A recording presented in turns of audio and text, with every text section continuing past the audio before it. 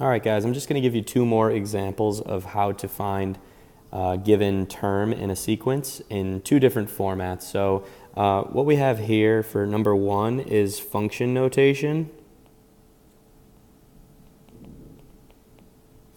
And this would be subscript notation.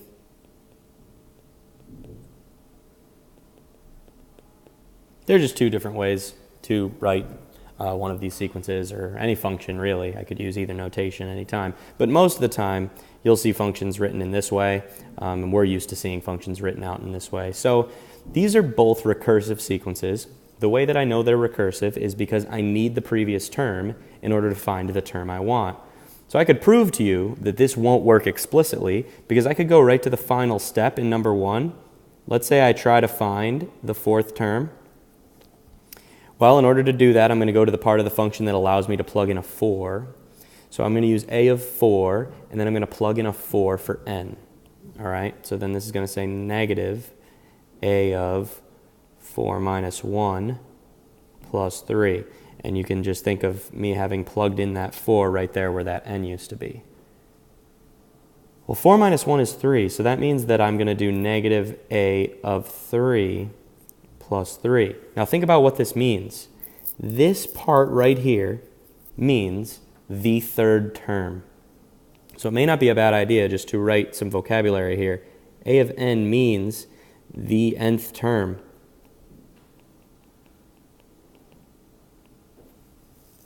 So if I write a of n, I mean the nth term. If I write a of 3, I mean the third term. So the question here is, what is the third term? I can't move forward until I know it. I don't know the third term. So now I've got to go find the third term. Well, that's going to be a problem, because if I try to find the third term, I'm going to hit a wall. I'm going to do a of 3 minus 1 plus 3 to find that. Well, 3 minus 1 is 2. So now I need the second term. So here we are right back at the start. I don't know the second term. I could find it though. If I find the second term, I'm going to do negative a of, because n is 2, so 2 minus 1 plus 3. Well, 2 minus 1 is 1. So this means that I need a of 1, and then I'm going to multiply it by negative 1 and add 3 to that number. I do know what the first term is. In any recursive sequence, that has to be given to you. So the first term in this sequence is 7. So I'm going to replace that a of 1 with a 7, because in my definition of the function, it says that the first term is 7. So negative 7 plus 3 is negative 4. And this is kind of nice, because now I know that the second term is negative 4. So I can bring that over to here and plug that in there. Negative 4, because I know that the second term is negative 4, plus 3. Well, negative 4 is 4, and 4 plus 3 is 7. So now I know that my third term is 7. And I'm going to take that third term and use it to find my fourth term. Back when we were trying to find the fourth term earlier, we needed the third term. Turns out the third term is 7. So I'm going to take negative 7 and add 3. Negative 7 plus 3 is negative 4. So that means that a of 4 is negative 4. Or another way to say that would be the fourth term of my sequence is negative 4. Now the interesting thing about this sequence, and you might have noticed that this is kind of strange that we keep getting the same number, what this is showing us is that if we were to just write out all of the numbers in this sequence, I'll just write it here in black, that would be our first term, then our second term, and then our third term, and then our fourth term, and then our fifth term, and then our sixth term, and it would just keep going like this forever, right? So we're learning that there is an even clearer pattern here than just the fact that we're multiplying by negative 1 and adding 3. Okay, let's check out example number 2. In example number 2, the problem is given in subscript notation instead of function notation. So if I want to find the fifth term, I'm going to have to start, we've learned, by finding the second, then the third, then the fourth term, and then I can find the fifth term.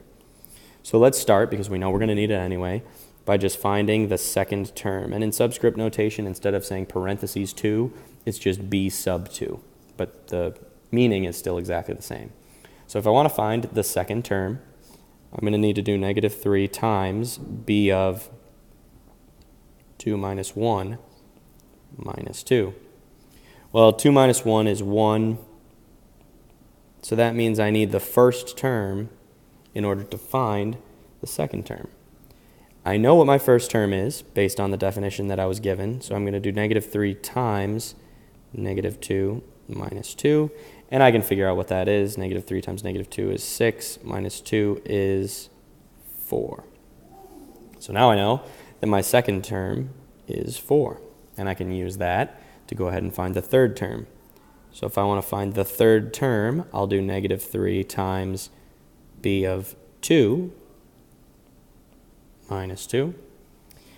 -3 times b of 2, well, we learned that b of 2 is 4. So that's really just -12 minus 2, which is -14. And I'm going to take that number and then plug it in to find b of 4. So the fourth term, or b sub 4, is -3 times b sub 3, or the third term in my sequence, minus 2, -3 times, and the third term in the sequence we just figured out is -14. Remember, each of these previous values is coming from the previous example. So this is going to be -3 times -14 minus 2. Okay, so now I'm going to do -3 times -14, which is 42. Minus 2 is 40. And I'm almost done because I have to find the fifth term. So now I'm going to find the fifth term, b sub 5, which I know is going to be -3 times b sub 4 minus 2. -3 times b sub 4, and we turned out that the fourth term was 40. So -3 times 40 would be -120. Minus 2 would be -122. So the fifth term of that sequence would be -122. Those are just two examples to help you guys moving forward. Some of the vocabulary that I'm just realizing might be really good for you guys to start using. If a of n always means the nth term, then what does a of n minus 1 mean? Think about that. Because if a of n is the nth term, then a of n minus 1 is the previous term.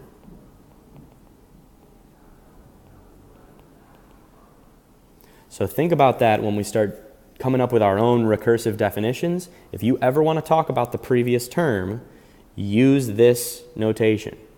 Anytime you see this written, this means the previous term to the nth term. All right? So hopefully this is helpful in helping you guys do your homework and your practice problems. I'm going to post another video on how to define these sequences recursively as well.